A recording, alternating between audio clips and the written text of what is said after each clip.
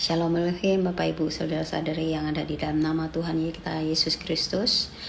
Puji syukur ya, saya kembali mau melanjutkan kesaksian kemarin, kesaksian tanggal 22 Mei lanjutannya, karena saya tanggal 22 Mei itu dibawa ke beberapa tempat, dan ini selanjutnya ya, dimana kesaksian mimpi selanjutnya saya berada di suatu tempat seperti di dalam rumah gitu ya, dan saya mengambil alat dapur seperti osengan yang besar gitu ya.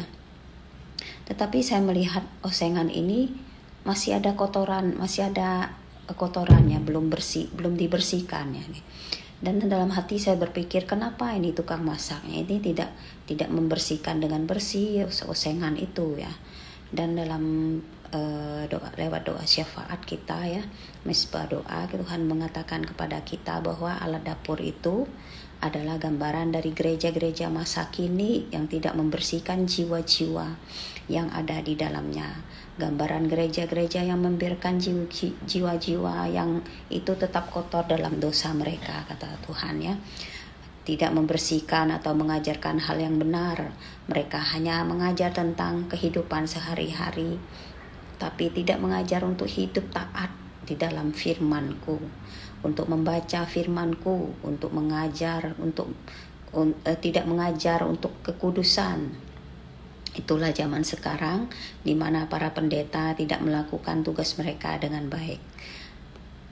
Mereka berdiri di atas mimbar hanya untuk menghibur jemaat, tetapi mereka tidak melakukan tugasnya dengan baik. Bahkan mereka tidak mewartakan tentang tanda binatang itu, tentang akhir zaman, dan mereka tidak mewartakan bahwa aku telah hadir di tengah-tengah mereka.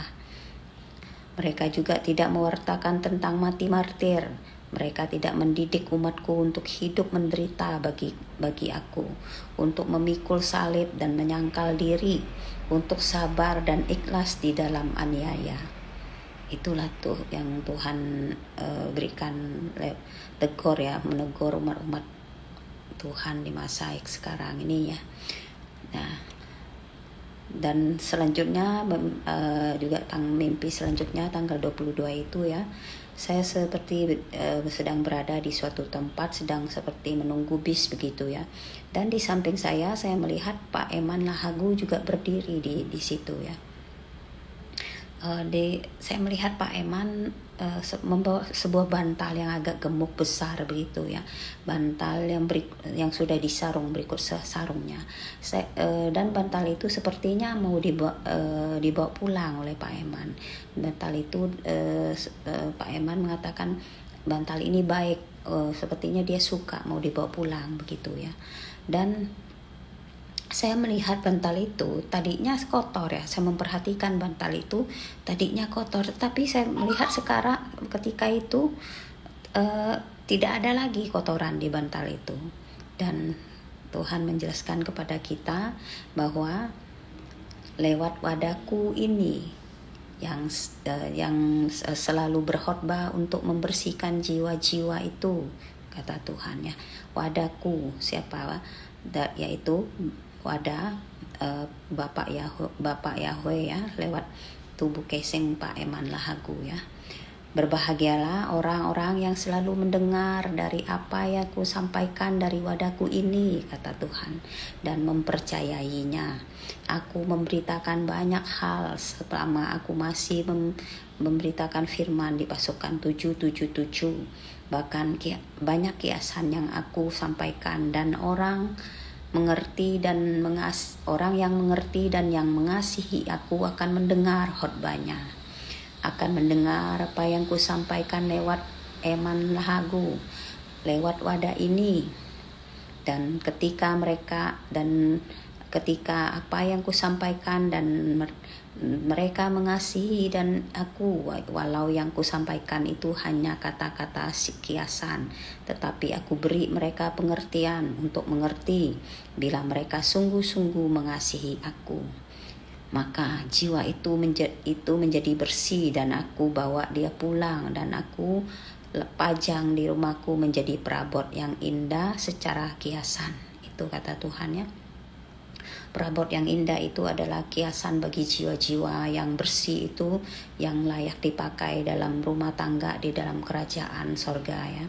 Karena Tuhan berkata, aku sendiri yang menyampaikan firman itu lewat wadah itu, dan jiwa-jiwa itu akan bersih dan layak ditaruh sebagai perabot yang indah di dalam rumahku.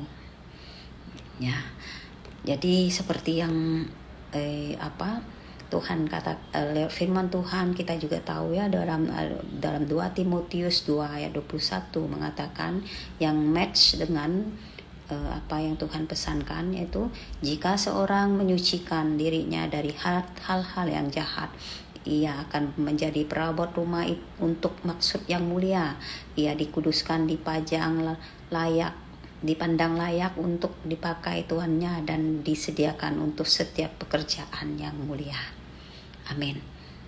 Ya, inilah ya kesaksian mimpi saya. Terima kasih, kiranya Tuhan Yesus memberkati kita, dan kiranya kita tetap menjaga kekudusan kita, melakukan pekerjaan-pekerjaan Tuhan, dan kiranya Tuhan melayakkan kita untuk menjadi perabot yang indah untuk dipakai melakukan sesuatu yang mulia untuk Tuhan.